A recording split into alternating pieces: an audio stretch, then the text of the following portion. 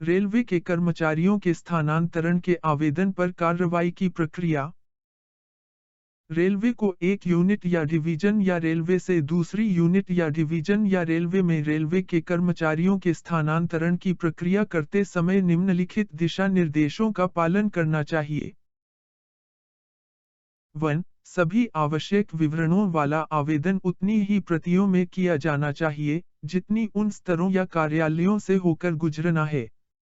इसमें unit, division और railway भी शामिल है, जहां स्थानांतरण मांगा गया है। 2. सभी प्रतियों में कर्मचारी की नवीनतम पासपोर्ट आकार की तस्वीर आवेदन के ऊपरी दाएं कोने पर मजबूती से चिपकी होनी चाहिए।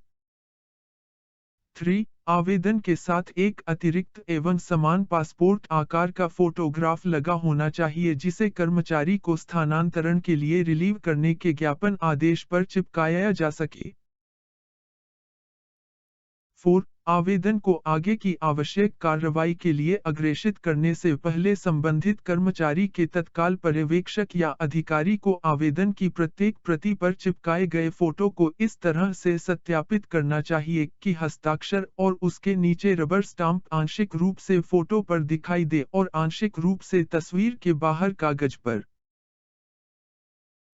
5. रबर स्टाम्प पर आवेदन को प्रमाणित करने और अग्रेषित करने वाले पर्यवेक्षक या अधिकारी का नाम और पदनाम स्पष्ट रूप से दर्शाया जाना चाहिए।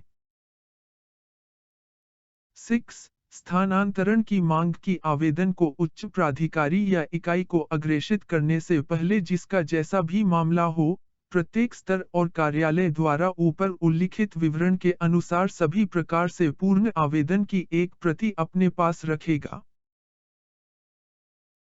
7. आवेदन को पंजीकृत किया जाना चाहिए और मौजूदा प्रक्रिया के अनुसार उचित प्राथमिकता संख्या आवंटित की जानी चाहिए और कर्मचारी को इसकी सूचना दी जानी चाहिए।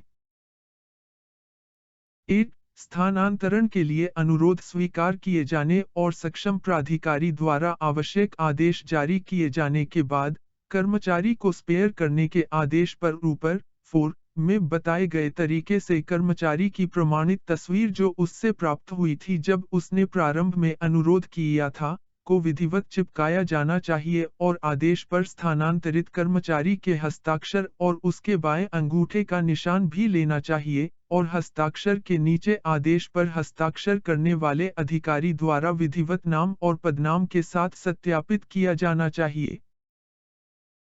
9. जब स्थानांतरित कर्मचारी स्थानांतरण के लिए मूल मेमो के साथ नई इकाई में उपस्थित होता है, तो उसे ज्वाइनिंग की अनुमति देने से पहले उसकी तस्वीर, हस्ताक्षर आदि जैसी आवश्यक जानकारी का सावधानीपूर्वक मिलान कर जांच किया जाना चाहिए।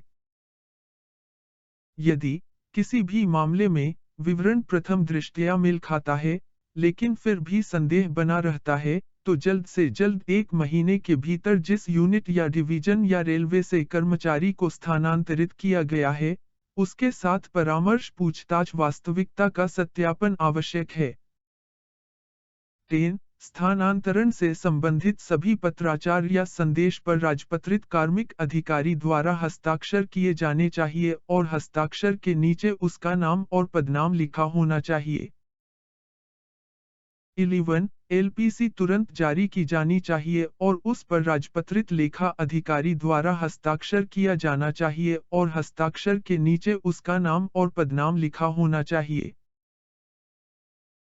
12.